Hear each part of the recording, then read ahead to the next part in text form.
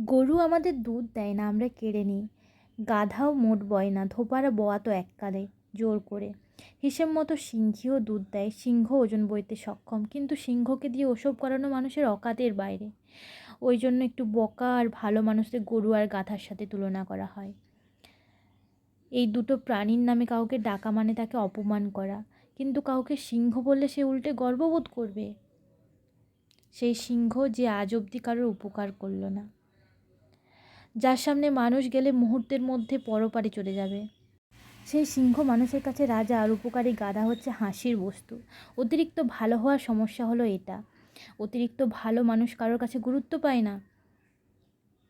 তুমি নিঃস্বার্থভাবে কারোর জন্য করো, ভালো মনে কারোর উপকার করো, আঘাতের পর আঘাত বদলে কাউকে হাসি মুখে ভালোবাসতে থাকো, তুমি তার কাছে গাধা ছাড়া আর কিছুই হবে না। যদি মনে করো এগুলোর মূল্য একদিন সে ঠিক বুঝবে, তাহলে তুমি সত্যিই গাধা।